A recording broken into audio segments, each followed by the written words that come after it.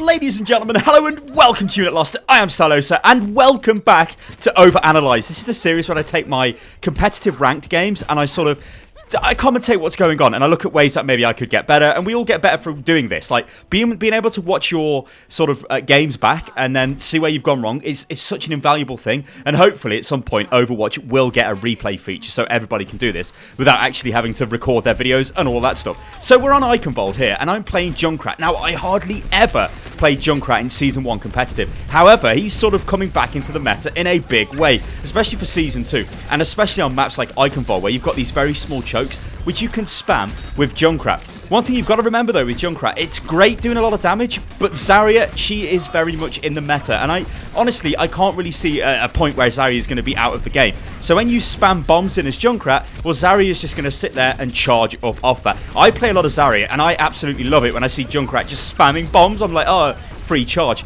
You put a shield on an ally, you put a shield on yourself, you take the hits, you've got 100%, you're doing a lot of damage. However, what I'm doing here is just literally spamming bombs through the choke. I know they're going to come through. I'm thinking to myself, hey, I know Zarya's going to get charged, but we're just going to blast through this. We're just going to put damage onto them. We're going to try and hold the first point. It's working okay, and it generally does work pretty strong. I think something which would have been crazy is if we had a May as well. A May and a Junkrat on this point can be absolutely devastating. I mean, May and Junkrat just on Eichenwalde anyway are absolutely devastating. So I've got my Riptide and I'm going in. I'm going to take the kill on the Zarya. Always kill the Zarya. Zarya is like the priority target in a lot of engagements. You kill the Zarya, the team, they don't really have much options left after that. Then maybe you want to work onto their supports or stuff like that. But especially when Zarya moves in, you need to try and burn her down. I know a lot of people tend to not fire at Zarya when she's got a shield up. Sometimes it makes sense to just burn straight through. Remember, it can only absorb 200 damage. After that, it's gone, and then you can do damage to Zarya. Obviously, if you spam damage into it to get rid of it, she's going to be 100% charged, so you have to kind of take that into the equation. So what we're doing here is we're blocking the choke. We don't want the enemy to come through, and we're doing a pretty good job. Also, as well, I'm not actually using voice comms for this, which I think, yeah, that was a pretty good shot, which it's kind of something that I don't know. I don't know whether I like this or I don't like it. If you guys have been following me on the channel recently, I've been getting a little bit stressed with competitive because I was getting really into it, and I'm getting like, oh my god, you know, over the microphone, and I'm starting to get triggered, salty, whatever you want to say. And I thought, no, I still want to play competitive because in my opinion it gives me a much better sort of structured game than quick play, and I do like to play with something on the line. But I thought, hey, you know what happens if I just don't use my microphone? Because everybody kind of knows what they should be doing, right? If somebody makes a mistake, then they know. You don't have to breathe down the neck and tell them they've done bad and all of that stuff. So that's what I'm doing in this video, or in this game, and honestly, I think it's kind of worked okay. I mean, obviously, you should always communicate with your team. If you have to communicate, you know, then do communicate. Also, that was like a flying Winston corpse, which was amazing. But yeah, I just thought I'd quickly speak about that because it's very interesting, because I always went into competitive in this ultra sort of high level of communication, but sometimes it's just white noise, right? It's not actually, you know, you're not focusing on what you're doing. Maybe if I'm spending too much time talking, I'm not actually playing my character. So, you know, there is that. All right, well, what we've done on Eichenwalde here is take the high ground. You always want to take this point here. This is where you want to work from. I just slapped the microphone. Sorry, guys. You always want to work from this point because, again, look at this. These little choke points. You can just spam away as Junkrat. It's so powerful. And, of course, May can also work pretty well. Maybe not so much on this point. In the final point, May is absolutely devastating when you get inside the castle, but holy hell. I mean, you can see there, May's walling off that area. It is annoying. I'm spamming bombs in. I'm doing tons of damage. Yeah, again, she's reflecting. He's not really going to be able to reflect bombs back at me. It's all good. I don't know what I did there with my concussion bomb. I think I sort of chucked it onto the wall, which wasn't the greatest. But yeah, this is very simple. It's not hard to play Junkrat in this kind of way. You just have to be sort of aware of what's going on around you. Junkrat is not about the accuracy as such. He's about playing the percentages. Kind of like Hanzo in a way. But what is great about this position is you can do this. You can drop your Riptide in from above. I'm not sure I actually grab anyone. Maybe I do. Yeah. Well, I get a double kill there, so I'll take that. I mean, I've seen the Mercy so instantly detonate. Actually, you can see Mr. I'm playing with is like, lol, Sty, what? Because, yeah, that was a bit ridiculous. But you're always going to kill the Mercy. Mercy's a priority target. When I spoke before about Zarya, Zarya is a priority target when the fight's just begun.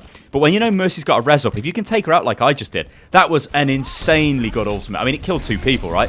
But even if it just killed the Mercy, I'd take that. That is fantastic. A great result. An absolutely awesome result. So you can see I'm getting dived by Winston. And you'll notice what I do quite a lot is I throw my concussion bomb and instantly detonate it. Now, this has got two sort of benefits to it. Obviously, it damages them and pushes them away, but it also pushes you away from them, and you can keep spamming bombs down at them, especially if it's Winston, because Winston needs to be near you to do damage. So knocking them away, it's great. I mean, when you play Junkrat, you sort of need to get into the habit of quickly throwing the concussion bomb, detonating it, and then sort of carrying on firing at them.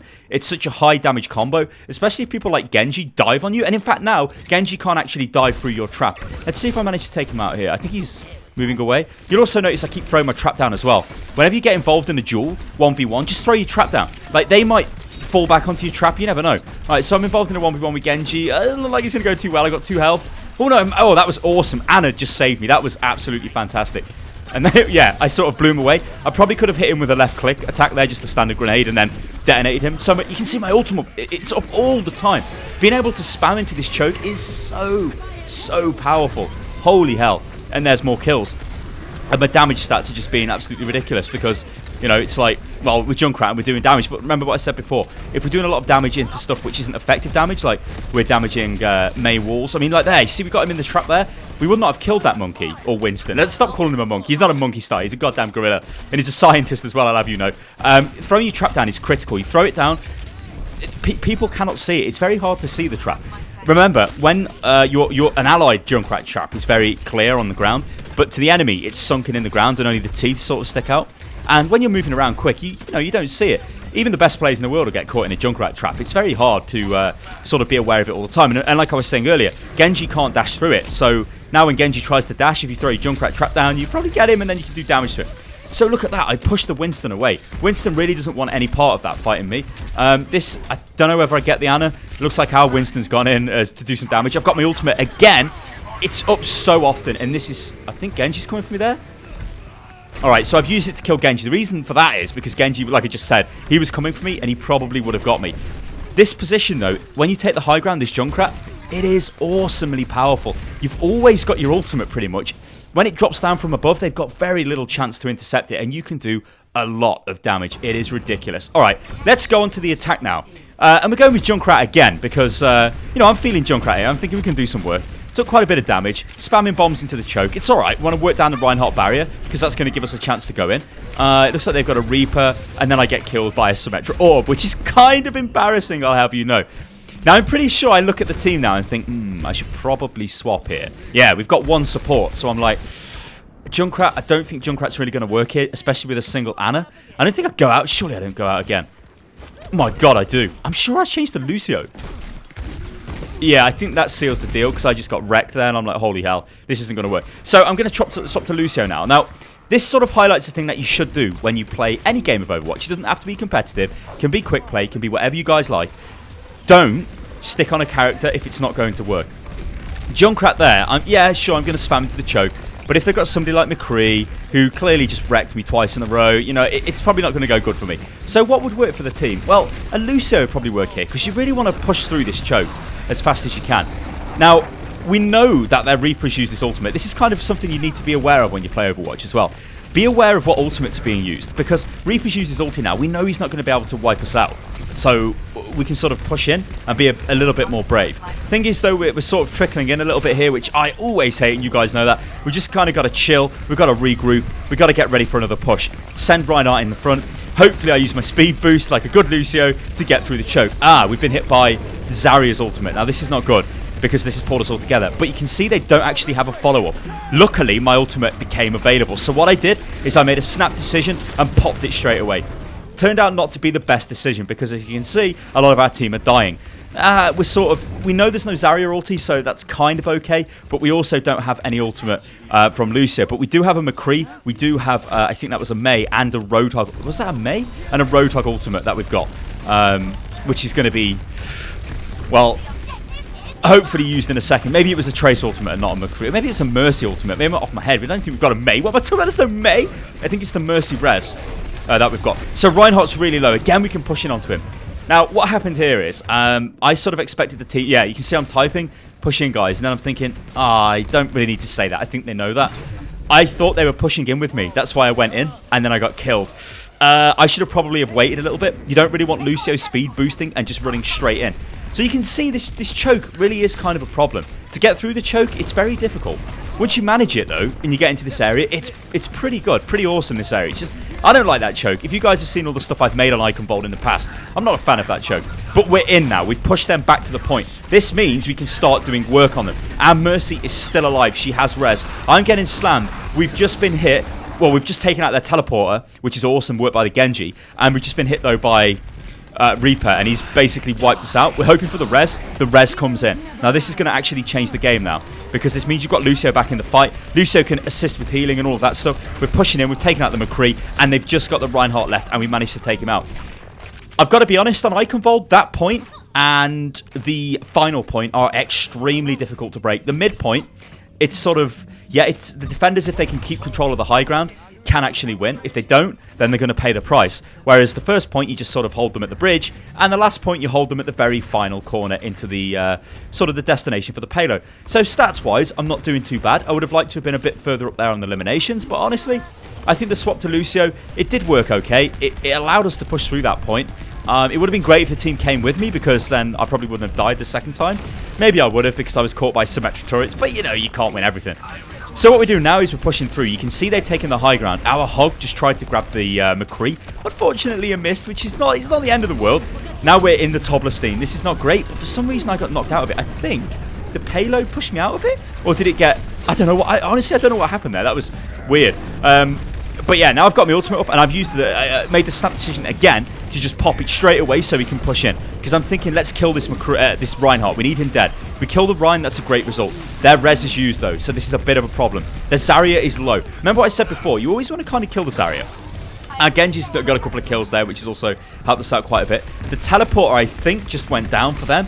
Now I've got a Reaper in my face, which is not great, but I've managed to survive, and he's really overextended, so again, he's paid the price.